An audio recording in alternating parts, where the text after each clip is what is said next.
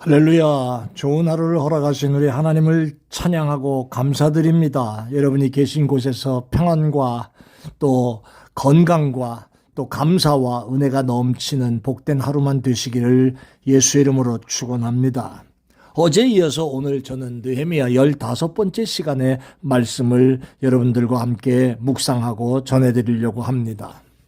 어제 제가 인생을 살면서 문제없는 인생은 없다라고 하면서 본문 4장에 나오는 산발락과 도비아가 이스라엘 백성들을 협박하고 공갈치고 그리고 또 선전포고를 하면서 이스라엘 백성들이 무너져 내리게 하도록 그렇게 만들어가는 모습을 보면서 문제가 없는 인생은 없다라는 말씀을 드렸습니다.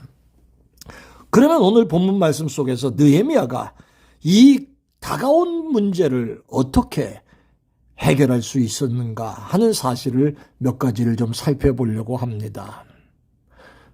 느헤미야의 문제 해결의 몇 가지 원리, 간단한 거지만 한번 짚어보겠습니다. 첫 번째는 뭐냐 하면 먼저 주어지고 자기가 만난 문제를 똑바로 이해하는 일을 진행했습니다.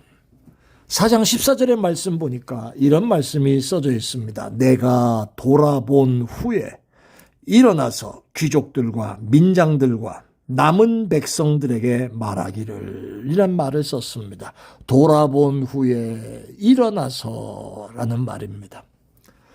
느헤미야는 먼저 모든 상황과 문제의 현실을 정확하게 살피는 일을 하고 있습니다. 돌아봤다라는 말은 문제의 현실과 상황을 정확하게 이해했다는 말입니다. 그리고 나서 여유와 당당함을 잃지 않고 두려워 말고 계속해서 열심히 싸우고 일하자. 백성들을 권면하는 그런 모습이 나오지요. 자, 첫 번째 문제를 먼저 바로 보는, 바로 이해하는 그런 일이 느헤미야의 해결의 첫 번째였습니다. 두 번째는요. 느헤미야는 이 큰 문제들을 해결해가는 원리 가운데 두 번째로 그는 시각을 바꾸었다는 겁니다. 보는 시각을 바꾸고 있습니다. 14절에 계속해서 이어지는 말씀 속에 보면 귀족들과 민장들과 남은 백성들에게 말하기를 너희는 그들을 두려워하지 말고 지극히 크시고 두려우신 주를 기억하고. 여러분, 느헤미야는 백성들에게 대적을 두려워하지 말라고 합니다. 그러면서 하는 말이 저들을 바라보지 말고 문제를 바라보지 말고 역경과 시련을 바라보지 말고 이 말입니다. 지극히 크시고 두려우신 하나님을 바라보라 이렇게 말씀하고 있습니다. 여러분 여기에 지극히 크시고 두려운 주를 기억하고 라고 하는 말은 바라본다 라고 하는 말입니다.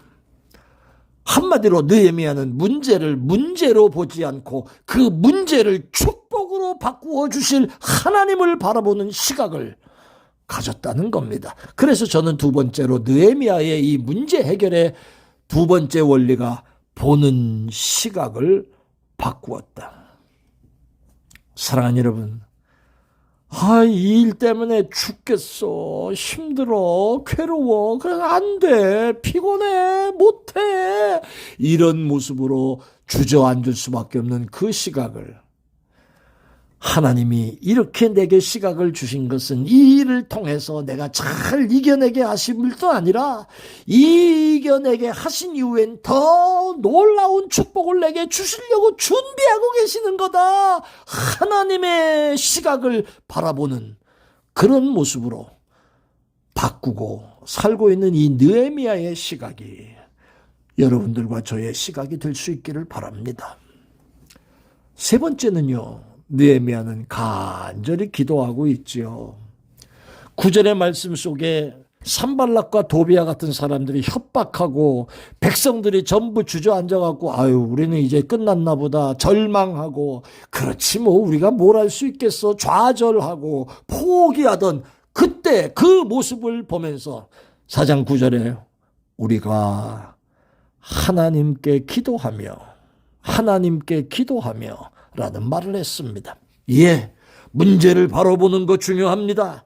우리의 시각을 하나님은 이렇게 이 문제를 해결해 주시는 해결의 열쇠를 갖고 계신 분이시다 라고 하는 것을 안다고 할지라도 거기에 이어져 나오는 모습, 하나님 도와주시옵소서 간절히 기도하는 그 모습이 지금 잊지 않고 나오는 모습이라는 겁니다. 그것이 바로 느헤미야의 문제 해결의 세 번째 원리였습니다. 바라보는 것만으로 끝나지 않습니다. 대충 기대하는 것으로 끝나지 않았습니다. 아이고 언젠가 잘 되겠지. 그냥 세월이 흘러가는 대로 흘러가는 걸로 만족지 않습니다. 바라보는 것으로 끝나는 게 아니라 하나님께 나아가 엎드려 기도하고 간구하는 아주 똑똑하고 영리하고 명석하고 총명한 종이었다는 겁니다. 그럼에도 불구하고 그는 그 모습으로 하나님 앞에 엎드려 기도합니다.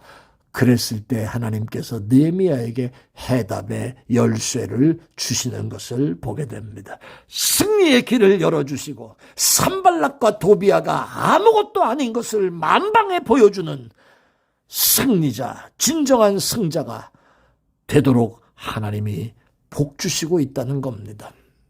네 번째가 뭔지 아세요? 네 번째가 바로 가능성을 찾고 끝까지 포기하지 않은 것이 이 느헤미야의 문제 해결의 원리 네 번째였습니다.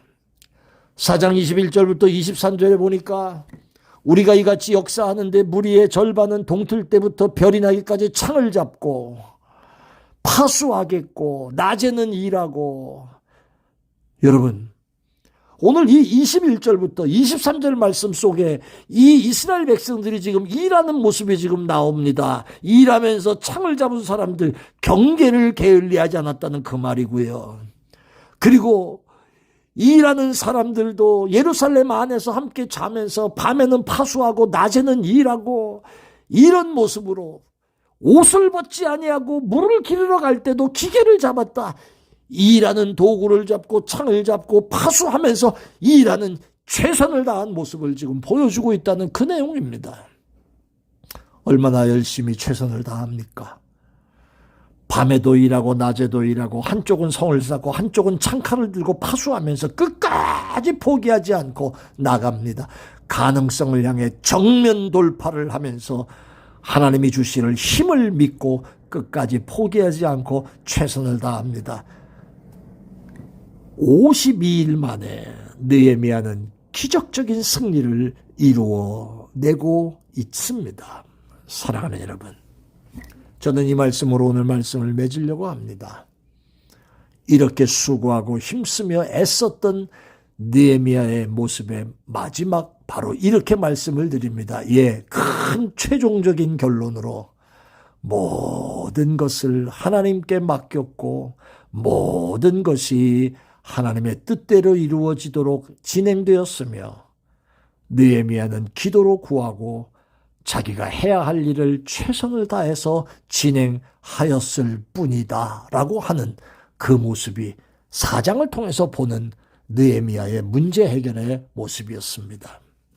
20절 말씀에 아주 멋진 말씀이 여기 나옵니다. 너희는 어디서든지 나팔 소리를 듣거든 그리로 모여서 우리에게로 나아오라. 우리 하나님이 우리를 위하여 싸우시리라. 저는 이 말씀을 이렇게 바꿔봅니다. 내 하나님이 나를 위하여 싸워주시리라. 할렐루야. 내 하나님이 나를 위하여 싸워주시리라. 믿으시기를 바랍니다. 우리가 하나님께 맡기면 하나님이 해주십니다. 자, 문제 앞에서 낙심하고 겁먹고 주저앉지 말고 문제 뒤에 계시는 하나님을 보고 당당하게 나의 할 일을 최선을 다해 감당하는, 그래서 승리하는 우리 모두가 다 되시기를 예수 이름으로 축원합니다. 아멘. 할렐루야. 고마우신 아버지 감사해요. 느헤미야의 문제 해결의 모습을 보면서 우리도 더욱더 믿음으로 하나님 앞에 매달리며 달려나가는 종들의 모습이 될 수 있도록 느헤미야를 배우게 해 주옵소서. 감사합니다. 예수님 이름으로 기도합니다. 아멘. 고맙습니다. 오늘도 좋은 하루 시작하는 한 주간 되시기